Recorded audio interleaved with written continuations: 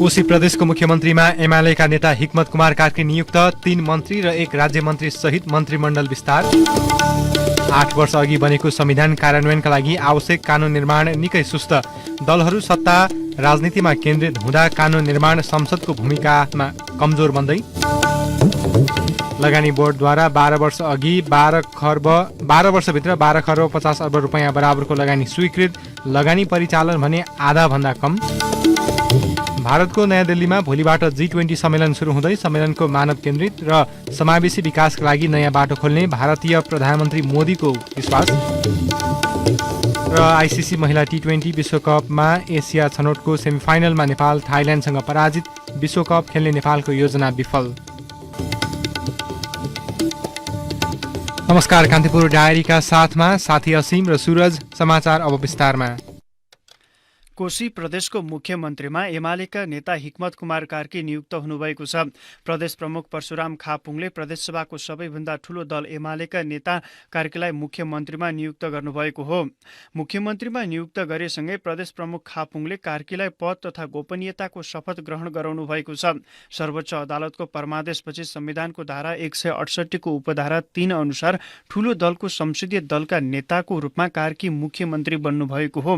न्यायाधीश सपना प्रधान मल्ल, कुमार चुडाल र नहकुल सुवेदी सम्मिलित सर्वोच्चको पूर्ण इजलासले 48 घण्टाभित्र मन्त्री परिषद गठन गर्न प्रदेश प्रमुखका नाममा हिजो परमादेश जारी गरेको थियो। मुख्यमन्त्री नियुक्त भएपछि कार्कीले संवैधानिक व्यवस्था अनुसार 30 दिनभित्र प्रदेशसभाबाट विश्वासको मत प्राप्त गर्न नसके स्वत पदमुक्त हुनुहुनेछ। 93 संसदीय सदस्य कोशी प्रदेशमा एमालेको उपसभामुख सहित 40 सदस्य छन्। नेपाली कांग्रेसका 29, माओवादीका 13, राप्रपाका 6, एकीकृत समाजवादीका 4 र जनता समाजवादी पार्टीको 1 सांसद छन्। यसैबीच मुख्यमन्त्रीमा शपथ ग्रहण गरेसँगै कार्कीले 1 जना राज्यमन्त्री सहित 4 सदस्यीय मन्त्रीमण्डल विस्तार गर्नुभएको छ। नवनियुक्त मुख्यमन्त्री कार्कीले मन्त्रीमा तिलकुमार मेनाङ्बो, एकराज कार्की, 5 कण राई र राज्यमन्त्रीमा सिर्जना दजुवारलाई नियुक्त गर्नुभएको छ।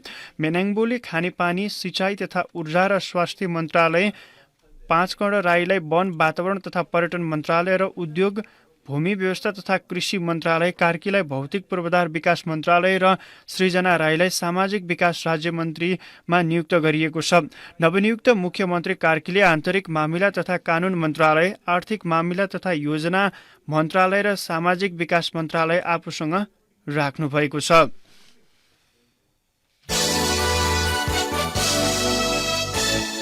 अब कान्तिपुर सविस्तार। कान्तिपुर सविस्तार। आगामी असोज 3 गते नेपालको संविधानले 8 वर्ष पूरा गर्दैछ। नयाँ संविधान अनुसार निर्वाचन भई पहिलो संसदको 5 वर्षीय कार्यकाल व्यतीत भएर अर्को संसदको कार्यकाल सुरु 9 महिना पूरा हुने लाग्दा समेत कानून निर्माण निकै सुस्त देखिएको छ। संघीय संसदको माथिल्लो सदन राष्ट्रिय सभाको विधान व्यवस्थापन समितिको पछिल्लो अध्ययनले अझै दर्जनौं कानून निर्माण गर्नुपर्ने निष्कर्ष निकालेको छ। कानूनको अभावमा जनसरकारसँग जोडिएका काम अलपत्र परेका छन्। त्यसैले दलहरू सत्ता केन्द्रित राजनीतिमा व्यस्त हुँदा जनप्रतिनिधिमूलक संस्था संसदले कानून निर्माणलाई गति दिन नसकेको भन्दै आलोचना भइरहेका छन्। राष्ट्रिय सभाको विधान व्यवस्थापन समितिले तयार पारेको अध्ययन प्रतिवेदन अनुसार संवैधानिक प्रावधानहरूलाई कार्यान्वयन गर्न संघमा तत्काल 40 वटा कानून बनाउनु पर्ने भनिएको छ। अध्ययन प्रतिवेदन माथिको बहसका क्रममा गत सोमबार राष्ट्रिय सभा सदस्यहरूले संविधानको मर्म अनुसार कानूनहरू बनाउन सरकारको ध्यानकर्षण समेत गराएका थिए। राष्ट्रिय सभा सदस्य भैरव सुन्दर श्रेष्ठले निजामती सेवा ऐन, शिक्षा ऐन, प्रहरी ऐन लगायतका ऐनहरू सदनमा नल्याएको प्रति सरकारको ध्यानकर्षण गराउँदै भने निजामती सेवा ऐन, शिक्षा ऐन, प्रहरी ऐन, स्वास्थ्य ऐन, विश्वविद्यालय छाता ऐन र सार्वजनिक खरिद ऐन लगायतका थुप्रै विधेयकहरू यही सदनमा ल्याउनेछु भन्ने कुराहरू भन्नुभएको चाहिँ थियो। तर आज हामी देखिरहेका छौँ ती कुनै पनि विधेयकहरू गएको सदनमाथि सरकारले ल्याउन चाहिँ प्रयत्न गरेन। शिक्षा सम्बन्धी संघीय कानून बन्न नसक्दा यसले शिक्षाका अवस्था दुराशय अवस्थामा पुगेको, निजामती सेवा ऐन नबन्दा प्रदेश तथा स्थानीय तहमा आवश्यकता अनुसार कर्मचारी नहुनुले सेवामा प्रभावित भएको लगायत गुनासो बढिरहेका छन्। कानूनको अभावमा जनताका घर दैलोमा सेवा नपुगेको गुनासो गर्दै राष्ट्रिय सभा सदस्य विमला राई पौड्याल सम्बन्धित मन्त्रालयले कानून किन नबनाएको भन्दै प्रश्न गर्छिन्। उनले भनिन्, गठबन्धन भइसकेपछि त सबैको भाग पुर्याउनु पर्ने अनि घरका पनि भित्तामा ज्यालमा मन्त्रालय फुटाएर भए पनि राख्नुपर्ने अवस्था भयो। संरचना यसरी बढ्यो, पदाधिकारी त्यसरी नै बढे, सेवा सुविधा त्यसरी नै बढ्यो। तर जनतामा पुग्नुपर्ने सेवा सुविधा चाहिँ कानुनको अभावमा पुगेन, कर्मचारीको अभावमा पुगेन, बजेटको अभावमा पुगेन। त्यसले गर्दाखेरि संघीयता पुरैसँग बदनाम भइरहेको छ। प्रश्न छ, सम्बन्धित मन्त्रालयले आफूले बनाउने कानुन किन बनाउँदैनन्? काम नगर्ने मन्त्रालय, सरकार गाली खाने संसद किन हो? संविधान जारी भएको 8 वर्ष हुन लाग्दा समेत संघीय निजामती सेवा ऐन र सरकारी सेवा सञ्चालन सम्बन्धी कानूनहरू नबन्नु विडम्बना भएको अध्ययन प्रतिवेदनको निष्कर्ष छ। प्रतिवेदनका अनुसार माध्यमिक शिक्षा र आधारभूत शिक्षा सम्बन्धी विषय स्थानीय तहको एकल अधिकारको विषयका रूपमा व्यवस्था गरिए पनि कानून नबन्दा समस्या बल्झिएका छन्। राष्ट्रिय सभामा सदस्यहरूले कानूनको विषयमा गुनासो गरेपछि छलफलमा सहभागी प्रधानमन्त्री पुष्पकमल दाहालले पनि संघीय निजामती कर्मचारी विधेयकलाई मन्त्री परिषदबाट पारित गरी संसदमा पठाउने तयारी गरेको बताएका थिए। यसैबीच सरकारले संघीय निजामती सेवाको गठन, सञ्चालन र सेवाको शर्त सम्बन्धी विधेयक 2080 सहित शिक्षा ऐन संसदमा पठाउने निर्णय गरेको छ। मन्त्री परिषदको पछिल्लो निर्णयबारे सरकारकी प्रवक्ता सञ्चार मन्त्री रेखा शर्माले भनिन्, संघीय निजामती सेवाको गठन, सञ्चालन र सेवाको शर्त सम्बन्धी विधेयक 2080 संघीय संसदमा पेश गर्नको निम्ति हाम्रो क्याबिनेटबाट आश भयो र शिक्षा ऐन पनि संघीय संसदमा पेश गर्ने निर्णय भयो। नेपालको संविधानको धारा 47 ले मौलिक हकको कार्यान्वयन गर्न संविधान प्रारम्भ भएको 3 वर्षभित्र कानूनी व्यवस्था गर्ने उल्लेख छ। तर 2072 असोज 3 गते बनेको संविधानले 8 वर्ष व्यतीत गर्नै लाग्दा मौलिक हक सम्बन्धी कानूनहरू समेत बन्न सकेको छैन, जसले गर्दा कानूनको अभावमा संविधानको प्रभावकारी कार्यान्वयन अवरुद्ध भएको छ। यही पृष्ठभूमिमा विधान समितिले नयाँ कानूनको निर्माण गरी संख्या बढाउने भन्दा पनि एकै प्रकृतिका कानूनलाई एकीकृत गर्न सुझाएको छ। त्यस्तै समितिले कतिपय कानून सन्दर्भमा अन्यल देखिएकाले प्रश्न पार्नुपर्ने सुझाव दिएको छ। कानून निर्माण गर्ने जनप्रतिनिधिमूलक संस्था संसदले प्रभावकारी काम गर्न नसक्दा अहिलेको अवस्था सिर्जना भएको हो। संहिताका अध्येता डाक्टर रुद्र शर्मा कानून बनाउने थलोमा पुगेकाहरूले संहिताको मर्म अनुसार काम नगरे अझै पनि कानून निर्माणमा अवरोध भइरहने बताउँछन्। उनले भने, कानून बनाउने कुरा संरचनात्मक रूपमा नै प्राथमिकताको कुरा परेन। संसदीय व्यवस्था राम्रोसँग फङ्सन गर्नको लागि, एउटा पार्लियामेन्ट्री फङ्सनिङ डेमोक्रेसी हुनको लागि चाहिँ के गर्नु पर्यो भने पहिलो शर्त के हो भन्नुहुन्छ भने त्यो जति पनि राजनीतिक दलहरू छन् जसले चुनाव जितेर आएका छन्, जसले चुनावमा भाग लिन्छन्, उनीहरूको चाहिँ संसदीय व्यवस्था प्रति एउटा पूर्ण विश्वास र आस्था हुन आवश्यक छ। यदि ती दलहरूको संसदीय व्यवस्थाप्रति पूर्ण विश्वास र आस्था भएन भने यो वा त्यो नामले संसद चाहिँ प्रभावकारी नहुने, संसार रोकिने, संसदले बिजनेस नपाउने अथवा संसदले कानून बनाउन नसक्ने यस्ता कुराहरू भइ नै रहन्छ। संहिता कार्यान्वयनमा जटिलता उत्पन्न भइरहेका बेला प्रदेशको कार्यकारिणी अधिकार र प्रदेश सरकार नाम हुने अधिकार पत्रको प्रमाणीकरण सम्बन्धी विषय तथा स्थानीय तहमा स्थानीय सञ्चित कोषबाट खर्च गर्न सकिने व्यवस्था लगायतका लागि कानून बन्न सकेको देखिँदैन। दलहरू सत्ता केन्द्रित हुँदा संसद बिजनेस विहीन हुँदै जाने र संविधान कार्यान्वयनमा जटिल थपिँदै जाने जोखिम देखा परेको छ। त्यसैले आफूहरूको पहल कदमीमा बनेको संविधानलाई प्रभावकारी बनाउन दलहरूबीच सहमति गरी कानून निर्माणलाई गति दिनुको विकल्प छैन। रेडियो कान्तिपुरका लागि खिलनाथ ताजपुरिया। कान्तिपुर सविस्तार।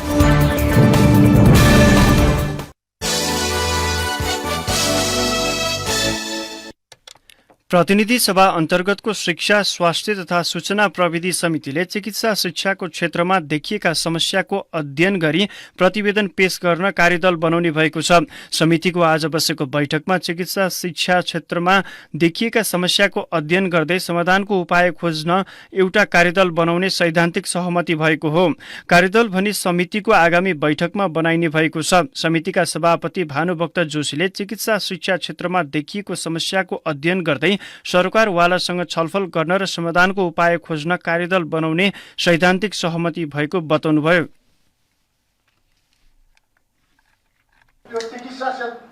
क्षेत्रहरूमा देखिएका समस्याका सन्दर्भमा हामीले जसरी विभिन्न क्षेत्रका सरकारवालासँग आज जति हामीले छलफल समन्वय गऱ्यौँ, यस सम्बन्धी अझै यसलाई गहिराइमा जानका लागि, समस्या समाधान गर्नका लागि कार्यदल बनाउने आज हामीले सैद्धान्तिक सहमति गरौँ।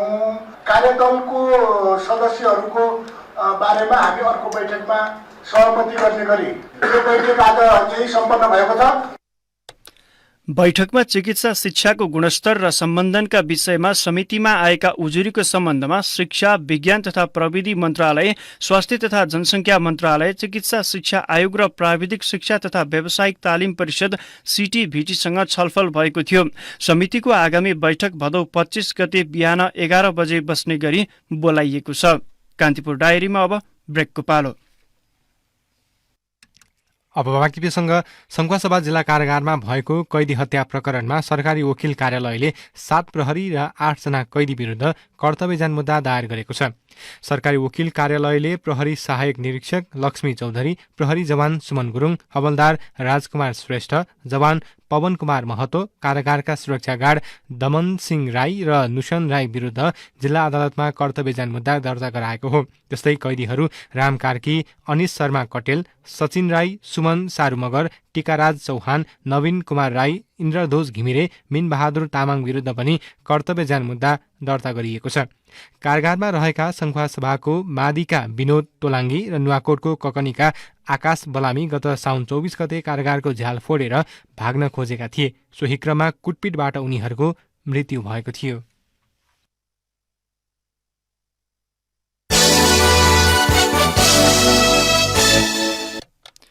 नेपालमा निजामती सेवा गठन भएको आज 60 वर्ष पूरा भएको छ। 2013 भदौ 22 गते तत्कालीन प्रधानमन्त्री टङ्कप्रसाद आचार्यको नेतृत्वको सरकारले निजामती सेवा ऐन ल्याएको दिन पारेर हरेक वर्ष निजामती दिवस मनाइदै आएको छ।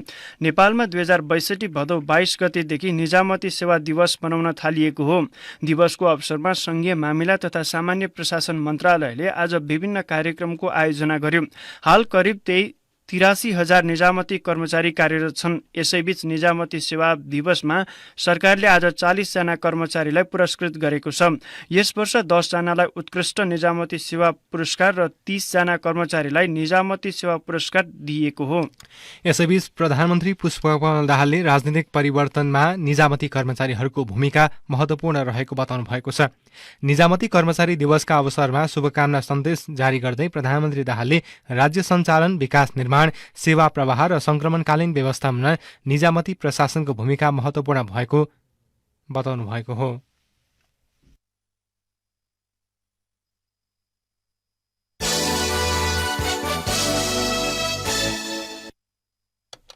शिक्षा, विज्ञान तथा प्रविधि मन्त्रालयले राष्ट्रिय शिक्षा दिवसको अवसरमा प्रदान गर्ने भनिएको विभिन्न पदकहरू वितरण नगर्ने जनाएको छ। सार्वजनिक सूचना जारी गर्दै मन्त्रालयले नेपाल विद्याभूषण क, ख र ग, नेपाल छात्र विद्या पदक क, ख तथा नेपाल प्रविधि विद्याभूषण र प्रमाणपत्र वितरणको कार्य प्राविधिक कारण देखाउँदै स्थगित गरेको हो। मन्त्री परिषदको गत जेठ 9 गतेको बैठकबाट असोज 2 गते राष्ट्रिय शिक्षा दिवस मनाउने निर्णय गर्दै पदकको लागि साउन 21 गतेदेखि भदौ 3 गतेसम्म आवेदन माग गरिएको थियो।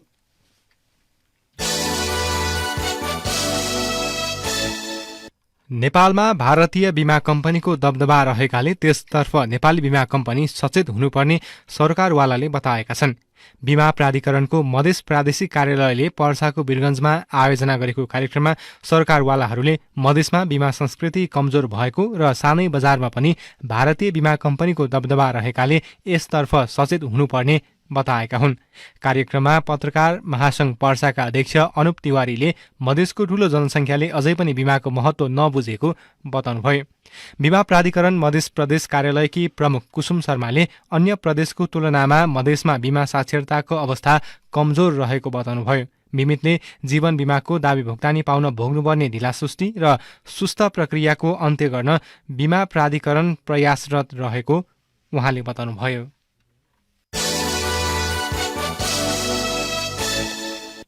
रौतहटको चन्द्रपुर नगरपालिकाले लामखुट्टे नियन्त्रणको लागि खरिद गरेको कीटनाशक औषधि 1 महिनादेखि गोदाममै थन्किएको छ। लामखुट्टे र डेङ्गीको संक्रमण नियन्त्रणको लागि नगर प्रमुख सञ्जय कुमार काफ्लेको पहलमा 1 महिना अघि कीटनाशक औषधि खरिद गरिएको थियो। नगर प्रमुख काफ्लेले औषधि छर्कन चासो नदेखाएको भन्दै जनप्रतिनिधि र स्थानीय बासिन्दा रुष्ट छन्। उहाँले औषधि खरिद गरेपछि चन्द्रपुरका 1 देखि 10 वटै ओडामा पठाइने जानकारी सामाजिक सञ्जाल मार्फत दिनुभएको थियो। औषधि खरिद गरेको महिना दिन भइसक्दा पनि नगर प्रमुखले उपलब्ध नगराएको ओडा नम्बर 4 का अध्यक्ष रवि राणा मगरले बताउनुभयो। अहिले डेङ्गीको संक्रमण बढिरहेको अवस्थामा पनि नगरपालिकाले यसको नियन्त्रणको लागि चासो नदेखाएको भन्दै आलोचना भइरहेको छ। ताप्लेजुङमा नेपाली काङ्ग्रेसको भ्रातृ संगठन तरुण दलको प्रदर्शनका क्रममा प्रहरीसँग झडप भएको छ। जिल्ला प्रहरी कार्यालयका प्रमुख प्रहरी नायब उपरीक्षक राजन लिम्बुको निलम्बन माग गर्दै तरुण दलले गरेको प्रदर्शनका क्रममा झडप भएको हो। प्रदर्शनकारीले जिल्ला प्रहरी कार्यालयमा ढुङ्गा समेत प्रहार गरेका छन् भने प्रदर्शन रोक्न प्रहरीले हवाई फायर गरेको छ। प्रदेश सांसद खगेन सी हाङमामाथि प्रहरीले कुटपिट गरेको भन्दै तरुण दल विरोधमा उत्रिएको हो। कान्तिपुर डायरीमा पुनः ब्रेकको पालो। ब्रेकपछि कान्तिपुर डायरीमा अब आर्थिक प्रसङ्ग।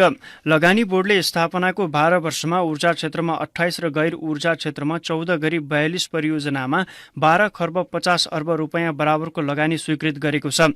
बोर्डको वार्षिकोत्सवको अवसरमा आयोजित कार्यक्रममा बोर्डका प्रमुख कार्यकारी प्रमुख सुशील भट्टले लगानी स्वीकृत बारे जानकारी दिनुभएको हो। उहाँका अनुसार 12 वर्षको अवधिमा 5 खर्ब 25 अर्ब रुपैयाँ बराबरको मात्रै लगानी परिचालन भएको छ। बोर्डले स्वीकृत गरेको 900 मेगावाटको अरुण 3 जलविद्युत परियोजना, 216 मेगावाटको माथिल्लो त्रिशुली लगायतका परियोजना भने कार्यान्वयनका चरणमा छन्। यसैबीच अर्थमन्त्री प्रकाश शरण महतले जलविद्युत सहित सम्भावित क्षेत्रमा लगानीका लागि अन्तर्राष्ट्रिय सम्मेलन आयोजना गरिने बताउनु भएको छ।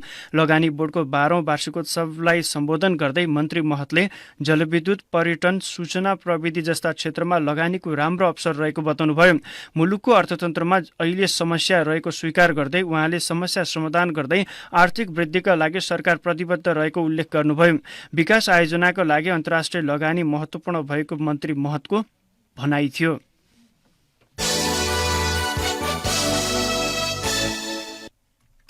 सरकारले दक्षिण कोरियासँग मौसमी कामदार पठाउने विषयमा कुनै पनि सम्झौता नभएको जनाएको छ। श्रम रोजगार तथा सामाजिक सुरक्षा मन्त्रालयले विज्ञप्ति जारी गर्दै दक्षिण कोरियासँग मौसमी कामदार पठाउने विषयमा कुनै सम्झौता नभएकाले नक्कली सूचनाबाट सचेत रहन आग्रह गरेको छ। मौसमी कामदार लैजाने प्रक्रिया सुरु भएको भन्दै नक्कली सूचना सामाजिक सञ्जालमा भेटिएपछि मन्त्रालयले मौसमी कामदार पठाउने सम्झौता कोरियासँग नभएको प्रष्ट पारेको हो। श्रम मन्त्रालयले नक्कली सूचनामा विश्वास नगर्न समेत आग्रह गरेको छ। दक्षिण कोरियामा नेपाली कामदार पठाउन रोजगार अनुमति प्रणाली EPS सम्झौता मात्रै कार्यान्वयनमा छ।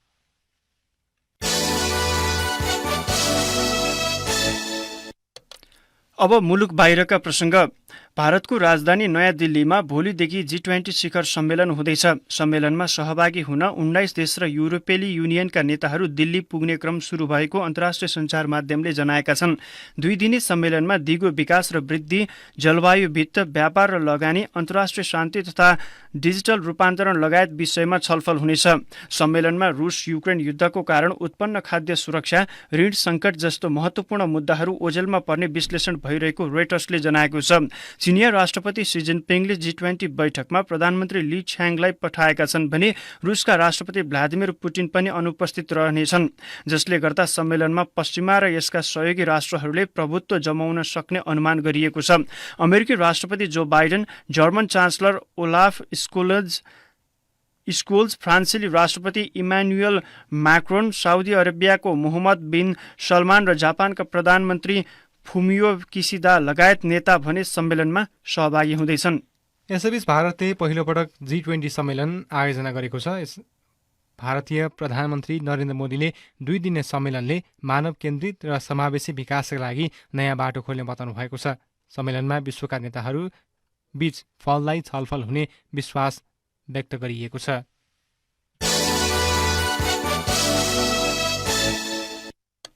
अब खेल प्रसङ्ग। आइसिसी महिला टी20 विश्वकप एसिया क्षेत्र छनौटको सेमिफाइनलमा नेपाल थाइल्याण्डसँग 46 रनले पराजित भएको छ। पराजयसँगै सन् 2024मा हुने ग्लोबल टी20 छनौट हुँदै विश्वकप खेल्ने नेपालको योजना समाप्त भएको छ। मलेसियाको बाङबीमा टस जितेर ब्याटिङ गरेको थाइल्याण्डले 2 विकेटको क्षतिमा 106 रनको लक्ष्य पेश गरेको थियो। जवाफी ब्याटिङ गरेको नेपाल 19.3 ओभरमा अल आउट हुँदै 59 रनमा समेटियो। नेपालका लागि सीता कुँवरले नट आउट 17, कविता जोशी र अप्सरी बेगमले समान 10-10 रन बनाउनुको बाहेक अन्यले दोहोरो अङ्कमा रन बनाउन सकेनन्। काजल श्रेष्ठ, रोबिना छेत्री र बिन्दु रावल 0 रनबाटै पेभिलियन फर्किए। प्रतियोगिताको समूह चरणमा यसअघि नेपालले मलेसियालाई 5 रन तथा बहराइनलाई 10 विकेटले हराएको थियो। यस्तै भुटानलाई 3 र कतारलाई 9 विकेटले पराजित गरेको थियो। विश्वकप छनौटको तयारीमा रहेको नेपाली राष्ट्रिय फुटबल टोली र म्यानमार बीचको पहिलो मैत्रीपूर्ण खेल बराबरी भएको छ। म्यानमारको याङ्गुना थुबुना रङ्गशालामा भएको खेलमा निर्धारित 90 मिनटमा दुवै टोलीबाट गोल हुन सकेन। दक्षिण पूर्वी एसियाली टिम म्यानमार फिफा वरियतामा 160औं स्थानमा छ भने नेपाल 175औं स्थानमा छ। अर्को मैत्रीपूर्ण खेल 11 सेप्टेम्बरमा सोही रङ्गशालामा हुनेछ।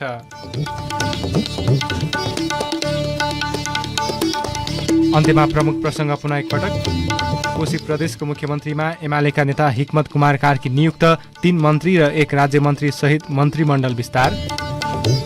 8 वर्ष अघि बनेको संविधान कार्यान्वयनका लागि आवश्यक कानून निर्माण निकै सुस्त। दलहरू सत्ता राजनीतिमा केन्द्रित हुँदा कानून निर्माणमा संसदको भूमिका कमजोर बन्दै। लगानी बोर्डद्वारा 12 वर्षभित्र 12 खर्ब 50 अर्ब रुपैयाँ बराबरको लगानी स्वीकृत, लगानी परिचालन भने आधा भन्दा कम। भारतको नयाँ दिल्लीमा भोलिबाट G20 सम्मेलन सुरु हुँदै सम्मेलनले मानव केन्द्रित र समावेशी विकासका लागि नयाँ बाटो खोल्ने भारतीय प्रधानमन्त्री मोदीको विश्वास। र आइसिसी महिला टी20 विश्वकप एसिया छनौटको सेमिफाइनलमा नेपाल थाइल्याण्डसँग पराजित, विश्वकप खेल्ने नेपालको योजना विफल। अवस्थ यिनै प्रसङ्गसँगै कान्तिपुर डायरीको यो बुलेटिन अहिलेलाई यहीँ सकिन्छ। असीम र सुरज बिदा हुन्छौँ। नमस्कार।